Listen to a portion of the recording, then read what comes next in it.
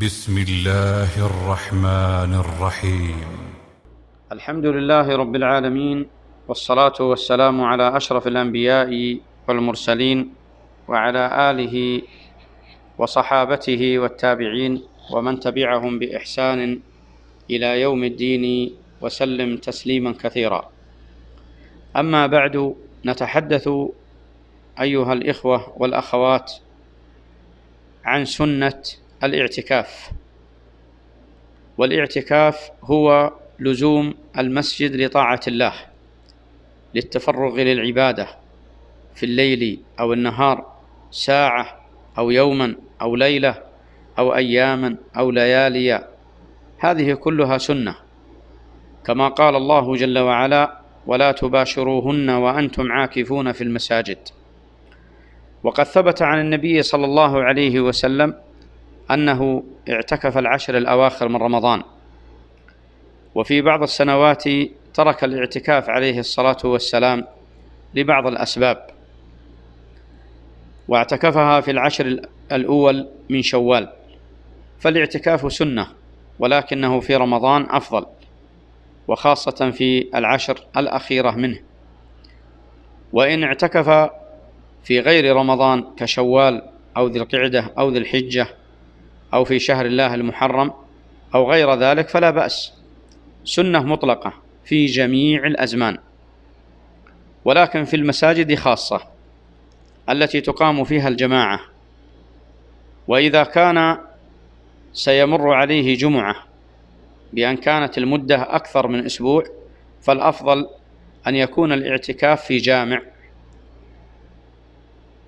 حتى يصلي الجمعة مع الناس ولا يحتاج إلى الخروج. فإن حصل واعتكف في مسجد آخر ليس فيه جمعة فلا بأس، إذا جاءت الجمعة يخرج إليها، فالمعتكف يقصد بعبادته وجه الله جل وعلا، والتفرغ للعبادة والأنس بالله تبارك وتعالى. ولهذا قال بعضهم في تعريف الاعتكاف: الاعتكاف إنه قطع العلائق عن كل الخلائق للاتصال بخدمة الخالق. والخلاصة أنه تفرغ للعبادة، للذكر، للدعاء، ولقراءة القرآن، وللصلاة، ولغيرها من أنواع العبادات. ولا بأس أن يزوره أهله كما كانوا يزوروا النبي صلى الله عليه وسلم، وأيضا لا بأس أن يزوره بعض إخوانه وأصدقائه، ولكن مقصوده أن يتفرغ هو لعبادة الله من الصلاة والقراءة والاستغفار والدعاء ونحو ذلك.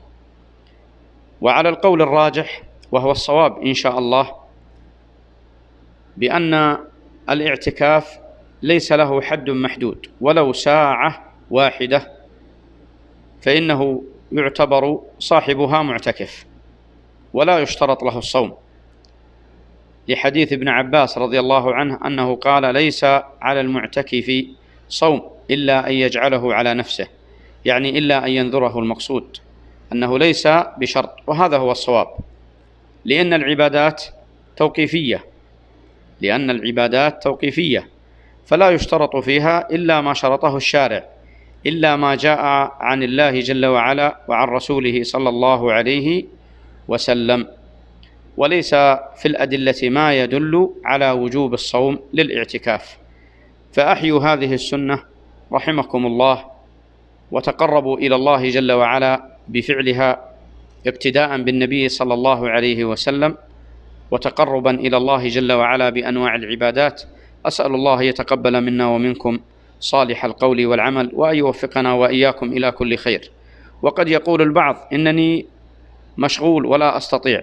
إذا دخلت لصلاة التراويح، إذا دخلت للصلوات الخمس، إذا بقيت في المسجد لتقرأ قرآن ولو لساعة واحدة، فانوي الاعتكاف، وأسأل الله جل وعلا ألا يحرمك أجر ذلك.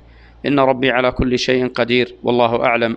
صلى الله وسلم على نبينا محمد وعلى آله وصحبه أجمعين.